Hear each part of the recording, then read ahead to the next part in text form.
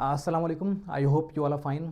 तो एएमयू की प्रिपरेशन कैसे चल रही है आपकी? एएमयू नाइन्थ की, एएमयू 11th एंट्रेंस की और जामिया 11th एंट्रेंस की। हाँ, संडे को आज की डेट में एग्ज़ाम हुआ है जामिया नाइन्थ एंट्रेंस का।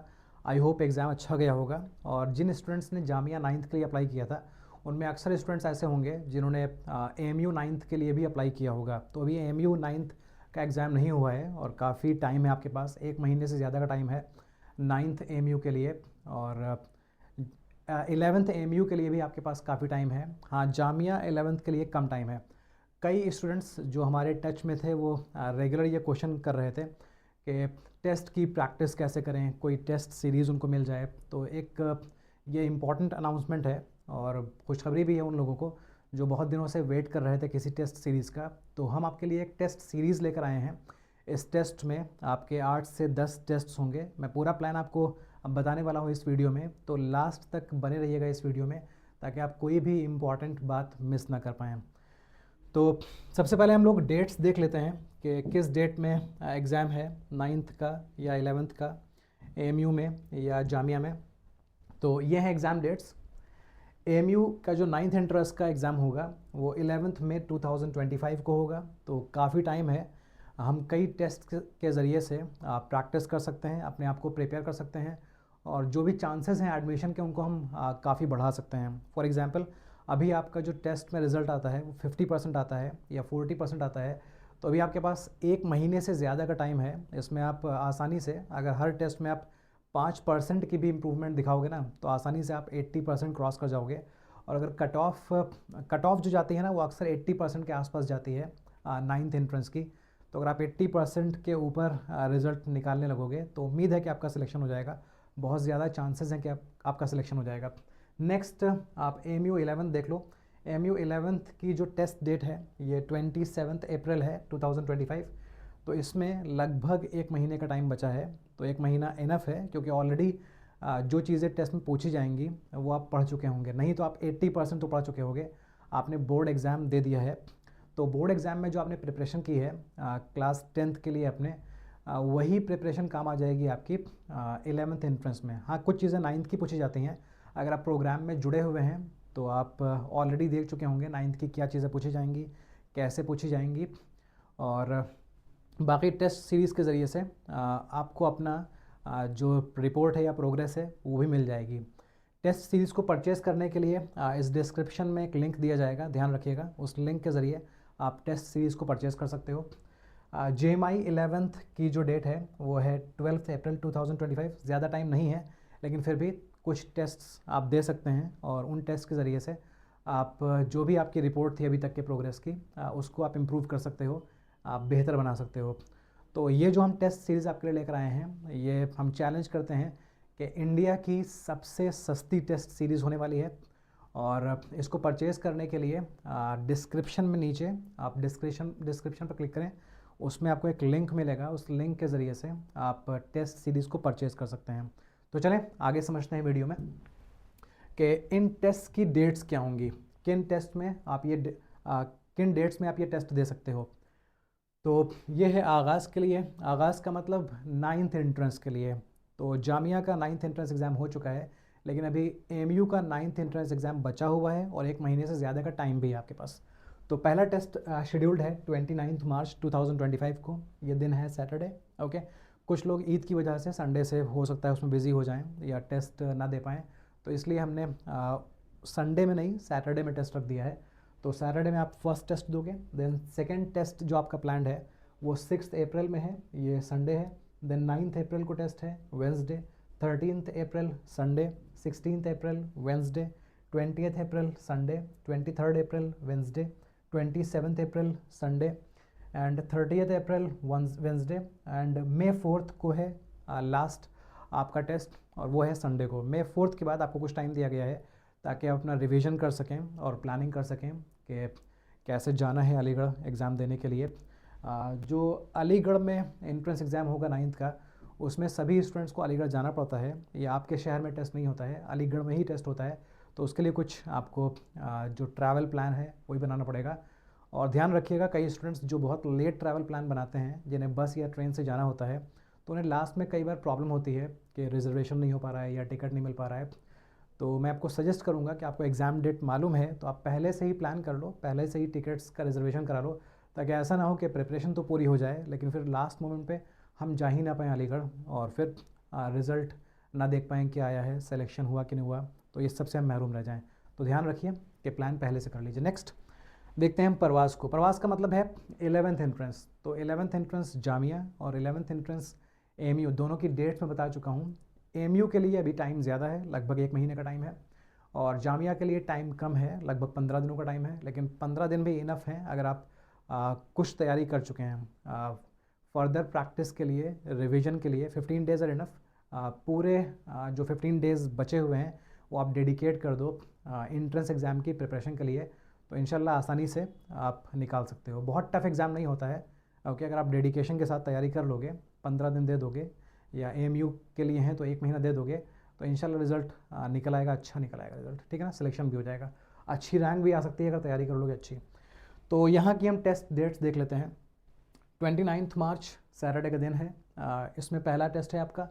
देन संडे अप्रैल 6, ये सेकेंड टेस्ट है आपका। 3rd 4th 5th 6th 7th 8th, क्योंकि यहाँ पर टाइम कम है हमारे पास तो 8 टेस्ट्स हैं। कुछ टाइम आपको प्रैक्टिस करने के लिए, रिवीजन करने के लिए, टेस्ट देने के बाद में आपको एनालाइज भी करना होता है कि मेरा रिज़ल्ट क्यों आया ख़राब, या कहाँ पर वीकनेसेस हो गई हैं, क्या पार्ट आपको वापस से प्रिपेयर करना है। तो इसके लिए कुछ टाइम भी बीच में होना चाहिए, तो ऐसा ना हो कि आप हर दिन टेस्ट देने लगो। तो इसलिए हमने गैप भी रखा है, इनको इस तरह से डिज़ाइन किया गया है कि आप टेस्ट के ज़रिए से अपनी प्रिपरेशन का लेवल भी चेक कर सकें, और जहाँ जहाँ आपको लगता है वीकनेसेस हैं उनको इम्प्रूव भी कर सकें।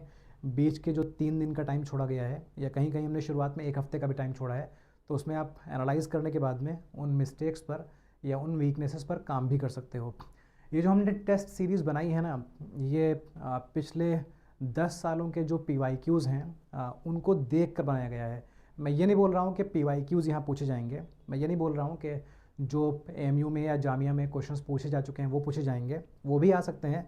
लेकिन अगला पेपर कैसा हो सकता है जामिया में या एमयू में, ये सोचकर जो एक्सपर्ट टीम है हमारी, एक्सपर्ट फैकल्टीज़ हैं हमारी, उनके ज़रिए बनाया गया है। तो उम्मीद है कि इन 10 टेस्ट के देने के बाद में और इन 8 टेस्ट के देने के बाद में जो भी आपकी प्रोग्रेस है ना, जो भी आपकी अभी की रिपोर्ट है ना, ये कई फोल्ड्स में बढ़ने वाली है। ओके, जो अभी आपका रिज़ल्ट दे रहे थे आप, वो उसका परसेंटेज काफ़ी बढ़ने वाला है। तो मुझे उम्मीद है कि डेडिकेशन के साथ में अगर आप बचा हुआ टाइम यूज़ कर लोगे तो आपका रिज़ल्ट सीधा 40 से 60% या 70% बन सकता है। 50% पे हो तो 70%, 80%, 90% बन सकता है। अगर 60% का रिज़ल्ट है अभी आता है, उसके आसपास रहता है, तो आप 30% और 25% के आसपास ग्रोथ कर सकते हैं अपने रिज़ल्ट में। ठीक है जी, आई होप ये समझ में आ गया होगा प्लान। वापस से बोल देता हूँ कि अगर आप परचेज़ करना चाहेंगे इस टेस्ट सीरीज़ को, तो आपको इस वीडियो के डिस्क्रिप्शन में जाना है, आपको एक लिंक मिलेगा परचेज़ करने के लिए। उस लिंक के ज़रिए से आप ये टेस्ट सीरीज़ परचेज़ कर सकते हो। और वापस से बोल रहा हूँ कि इंडिया का इससे सस्ता टेस्ट सीरीज़ एएमयू के लिए या जामिया के लिए 9th और 11th के लिए आपको नहीं मिलने वाला है। ठीक है जी। हाँ, कुछ स्टूडेंट्स जानना चाहेंगे कि टेस्ट का पैटर्न क्या होता है। तो एएमयू हो या जामिया हो, दोनों में ही जो एग्ज़ाम का पैटर्न रहता है उसमें कोई सब्जेक्टिव क्वेश्चंस नहीं पूछे जाते हैं, मल्टीपल चॉइस क्वेश्चंस पूछे जाते हैं, MCQs पूछे जाते हैं। एक क्वेश्चन के साथ में 4 ऑप्शंस होते हैं, जिन 4 ऑप्शंस में से एक ऑप्शन सही होता है और 3 ऑप्शंस गलत होते हैं, तो आपको वो सही ऑप्शन चूज़ करना होता है। ठीक है जी। नेगेटिव मार्किंग को लेकर अक्सर स्टूडेंट्स पूछते हैं कि नेगेटिव मार्किंग है या नहीं है। तो 9th के एंट्रेंस में नेगेटिव मार्किंग नहीं होती है। हाँ, 11th के एग्ज़ाम में नेगेटिव मार्किंग होती है। अगर आप कोई क्वेश्चन सही अटेम्प्ट करते हो तो आपको 1 मार्क मिल जाता है। अगर आप किसी क्वेश्चन को गलत अटेम्प्ट करते हो तो आपके 0.25 मार्क्स डिडक्ट हो जाते हैं। और अगर आप क्वेश्चन स्किप कर देते हो तो आपके मार्क्स ना डिडक्ट होते हैं, ना आपको एक्स्ट्रा मार्क्स मिलते हैं। तो जब भी कभी आप कोई ऐसा टेस्ट दो जहाँ पर कोई नेगेटिव मार्किंग नहीं है, जैसे मैंने बोला कि जो 9th एंट्रेंस एग्ज़ाम होगा वहाँ कोई नेगेटिव मार्किंग नहीं होगी, राइट। 9th एंट्रेंस एग्ज़ाम में नेगेटिव मार्किंग नहीं होगी। तो जब नेगेटिव मार्किंग ना हो तो पूरा पेपर सॉल्व करने के बाद में जिन क्वेश्चंस के आंसर्स आपको नहीं मालूम है वहाँ आप गेस कर लिया करो। ओके, कुछ भी स्किप करके मत आओ, क्योंकि गेस करने से ये है ना कि हो सकता है सही हो जाए अगर सही हो गया तो आपको मार्क्स मिल जाएंगे। अगर आप स्किप करके चले आओगे ना तो फिर आपके मार्क्स मिलने के चांसेस ख़त्म हो जाएंगे। तो जब भी कभी आप ऐसा कोई पेपर दो जहाँ पर माइनस मार्किंग नहीं है तो वहाँ कुछ भी स्किप मत करो। लेकिन 11th AMU एंट्रेंस में जहाँ की नेगेटिव मार्किंग होती है वहाँ पर आपको ध्यान रखना पड़ेगा कि अगर किसी क्वेश्चन का आंसर आपको नहीं मालूम है तो आप उसका आंसर मत दीजिए, ओके, वरना फिर मार्क्स आने के चांसेस से ज़्यादा मार्क्स जाने के चांसेस हो जाते हैं, ओके। तो 9th का तो समझ गए होगे, एक क्वेश्चन अटेम्प्ट करोगे, अगर वो सही है तो 1 मार्क मिल जाएगा, अगर वो गलत है तो 0 मार्क्स, अगर आपने नहीं अटेम्प्ट किया है तब भी 0 मार्क्स। लेकिन 11th में क्या होगा, फॉर एग्जाम्पल आपने 10 क्वेश्चन अटेम्प्ट किए हैं, राइट, और इन 10 में से 5 क्वेश्चंस जो थे वो करेक्ट थे और बाकी जो 3 क्वेश्चंस थे वो आपने स्किप कर दिए थे, ओके, और जो 2 क्वेश्चंस थे वो इनकरेक्ट हो गए हैं। ठीक है जी, समझ पा रहे हैं आप? मैंने बोला कि मान लो आपने 10 क्वेश्चंस की बात कर लेता हूँ, इन 10 क्वेश्चंस में से 5 करेक्ट हैं, 3 आपने स्किप कर दिए हैं और 2 इनकरेक्ट हैं। तो 5 जो करेक्ट है ना उनके लिए आपको 5 मार्क्स मिल जाएंगे और जो आपने 3 स्किप कर दिए हैं उनके लिए कोई मार्क नहीं मिलेगा, ना ही कोई मार्क्स डिडक्ट होंगे। लेकिन जो आपने 2 क्वेश्चन गलत कर दिए हैं ना, तो एक क्वेश्चन गलत होने के लिए 0.25 मतलब 1/4 मार्क्स डिडक्ट हो जाते हैं। तो अगर आपने 2 क्वेश्चन स्किप कर दिए हैं तो 0.25 का डबल मतलब 0.5 मार्क्स, इसमें से 0.5 मार्क्स डिडक्ट हो जाएंगे, माइनस हो जाएंगे। तो 5 माइनस 0.5 आपका फाइनल स्कोर हो जाएगा 4.5। तो आपने देखा ना कि आपने सही किए 5, आपको मिले 5 मार्क्स, लेकिन गलत करने की वजह से आपके मार्क्स वापस कहीं चले गए हैं।